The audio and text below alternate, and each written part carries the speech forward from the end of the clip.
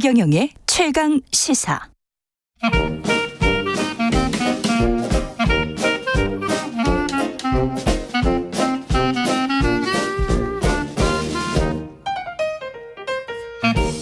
네, 최경영의 최강시사 월요일은 경제합시다 코너가 있는 날입니다. 오늘은 전병서 중국 경제금융연구소장과 함께하겠습니다. 안녕하십니까? 안녕하십니까? 예, 이스라엘 하마스 전쟁 때문에 이것저것 걱정이 많은데 그 소장님 보시기에는 별 큰 영향은 없습니까? 유가, 주가, 반도체 뭐 이런 것들. 그래서 뭐 세상이 어떻게 돌아가는지는 돈한테 물어보라고 그러는데 그래서 뭐 그렇죠. 돈이 중요하죠. 언론에서는 뭐 네. 난리지만 네. 그 주가가 큰 변화가 없는 것 같아요. 주가가. 그렇죠. 그래서 주가는 뭐 전쟁도 반영하고 네. 금리도 반영하고 다 반영하는데 그렇게 놓고 보면 이제 이번 이팔 전쟁은 아마도 이 일방적인 이스라엘 승리 그리고 그렇겠죠. 이제 많은 예측은 네. 장기전을 예측하지 간 돈은 아마 단기전으로 보고 있는 것 같습니다. 아, 돈은 단기전을 보고 있는 것 같다. 예, 금방 끝날 것이다. 뭔가 합의 이룰 것이다. 반도체 전문가시니까 이 이스라엘이 중동의 반도체 메카입니까? 그렇습니다. 사막 위에 반도체 제국을 지은 나라가 이스라엘인데 우리는 이스라엘 그러면 매일 뭐 이제 총이나 쏘고 이런 거라고 생각하지만 사막 그냥 생각하죠. 사막. 그렇습니다. 예. 세계 1등하는 인텔이 이스라엘에 반도체 팹이 3개가 있어요. 그리고 지금 우리가 삼성이 미국에 250억 불짜리 반도체 공장을 짓는데 이스라엘에 인텔은 250억짜리 반도체 공장을 짓습니다.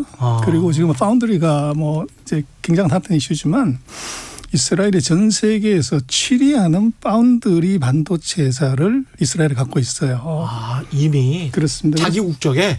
그렇습니다. 네. 그래서 뭐 이스라엘이 항상 전쟁하고 그 첨단 산업하고 밀접한 상관성이 있는데 전 세계에서 실제로 전쟁을 하고 있는 유일한 나라가 이스라엘이다 보니까 이스라엘이 반도체의 강국입니다. 요즘 전쟁이 다 이제 반도체 전쟁, AI 전쟁이다 보니까 그래서 반도체보다 더 센 거는 사실은 이스라엘은 AI 강국입니다.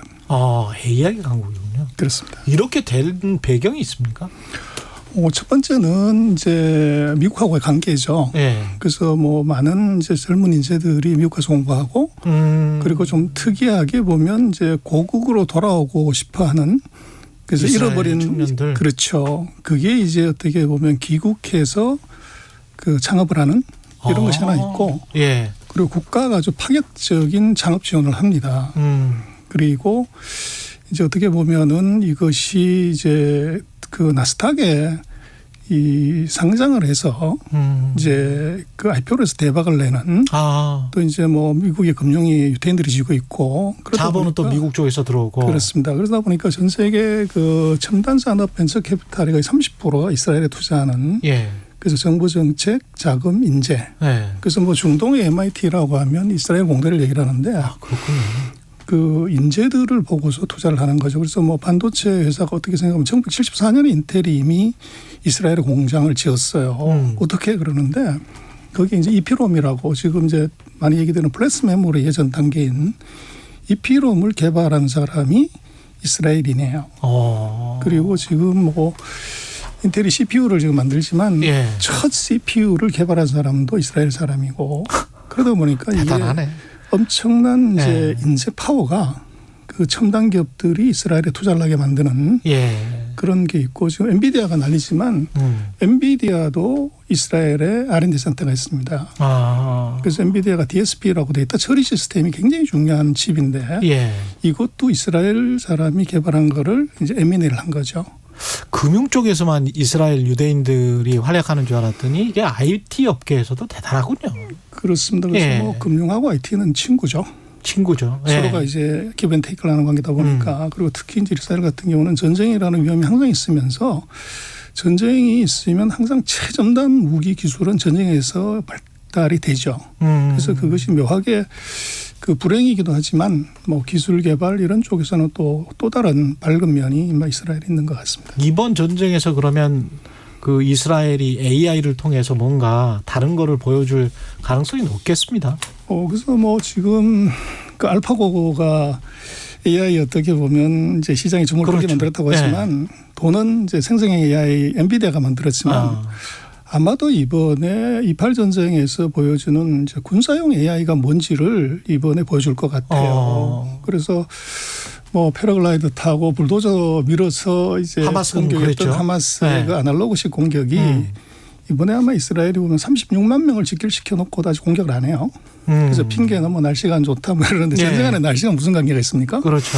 근데 지금 쓰고 있는 이제 이스라엘의 AI 무기를 보면 드론은 기본이고요. 예. 두 번째 지금 카멜이라고 카멜 낙타. 예, 낙타. 근데 이제 이게 그 무인 장갑차입니다.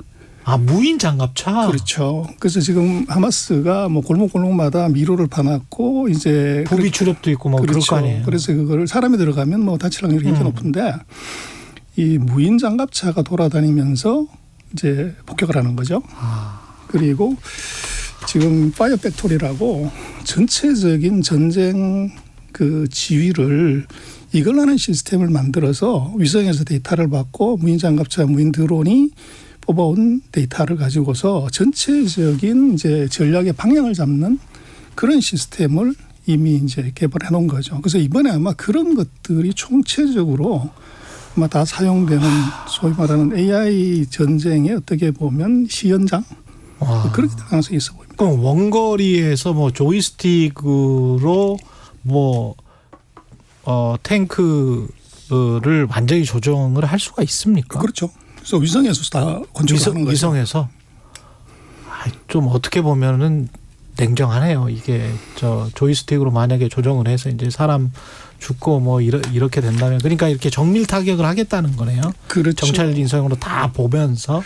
그래서 결국은 뭐 그 기술은 미국 기술과 이스라엘 기술이 서로 이제 연계가 돼 있는데 예. 뭐 과거에도 보면 그렇지만 미국이 중동하고 긴 싸움을 했지만 예. 싸움하면 재래식 무기 다 갖다 털고 또 첨단 무기를 테스트해보는 시연장이 사실은 중동이었죠. 그래서 이번에 같은 경우는 아마 냉혹하구나, 이게. AI 기술을 이용한 군사 기술의 테스트는 아마 이번에 정말 참혹한 일이지만 네. 아마 이번 가자 지구에서 나타나는 거 아닌가 싶어요. 그럼 미국에서도 더 한번 해봐라고 뭐 이런 거를 지원할 가능성이 있나요? 그래서 뭐 미국이 무기를 지원했다고 그러는데 예. 탄약을 지원했다는 거고 아이언돔에 들어가는 방어용 미사일을 이제 지원했다고 그러는데 예. 그게 크게 보도는 안 되지만 플러스해가지고 정밀 유도탄을 같이 공급한다고 그런 제가 볼 때는 세 번째가 중요한 것 같아요. 정밀 유도탄이라는 것이 자기 마음대로 가가지고 폭격할 수 있는 폭탄. 그 끝에는 이제 AI가 달리는 거죠. 그렇구나. 그래서 그게 뭐 그 평시에는 사용해 볼 수 있는 테스트해 볼 수 없는 상황이지만 예. 이번 상황 같은 경우 특히나 하마스 같은 경우는 미로를 많이 파놨고 이렇기 때문에 이제 꼬불꼬불 찾아가지고 폭격할 수 있는 이제 탄도 뭐 이런 것들을 이번에 미국이 제공한다는 것은 어떻게 보면 미국의 최첨단 무기의 테스트베드 이제 그럴 수 있는 가능성도 있어 보입니다. 그 사실 한국에서도 그 방산주 이 이스라엘 하마스 전쟁이 일어난 다음에 방산주하고 AI 관련주가 좀 주목을 받지 않았었습니까? 지금 돈은 냉혹한 거기 때문에 그걸 그냥 막 따라가는 건가요? 그럼 돈이? 글쎄요. 그렇지만 뭐 한국이 이스라엘에 방산 무기를 공급할 수 있다거나 그런 수혜를 보는 것은 없어 그런 건 보여요. 없고. 그래서 우크라이나 뭐 이런 쪽은 이제 재래식 무기들 포함해서 이게 돼 있지만 예. 지금 그 28 전쟁에서는 재래식 무기 전쟁은 아닌 것 같아요. 근데 미국장에서는 뭐 엔비디아는 이것 때문에 상승한 거예요? 그러면 그 전에도 상승하긴 했지만. 뭐 지속적으로 상승을 했고요. 네. 그래서 보면은 이제 반도체가 인텔이 그게 공장이기 때문에 만약에 이게 부셔지면 어떻게 되냐. 네. 그런 문제가 있지만 지금 상황은 가자 지구에서 이스라엘로 공격하는 단계가 아니고 아마 지금 전황도를 보면은 이스라엘이 가자 지구로 이제 폭격을 하는 단계라서 그렇죠. 완전히 진압을 해버리는 그렇죠. 단계죠. 포탄이 이 이스라엘의 반도체 공격 쪽으로 떨어질 가능성이 거의 없는 것 같아요. 예. 그런데 아마도 엔비디아 같은 AI 관련된 회사들이 주가가 올라가는 것은 AI 기술이 어디까지 응용될 수 있는가 이거를 아마 이번에 보여주는 이제 좋은 어떤 계기 금융시장 그걸 지금 보고 있군요. 그럴 수가 있을 것 같아요. 예. 그래서 뭐 인텔도 그렇고 또 이제 AI 칩이 되려면 거기에 메모리가 같이 붙어야 되는 거죠. 예. 그럼 마이크론 테크놀로지도 주가 같이 올라가요. 그래서 그렇게 보면 이것은 이 시장이 전쟁을 위기라고 보는 것이 아니라 예. 그 AI 산업의 새로운 발전 또 이제 더 업그레이드된 버전 거기를 이제 그 기대를 많이 하는 아주 뭐 비장한 얘기긴 하지만 비정하긴 한데 그런 상황이 아닌가 싶습니다.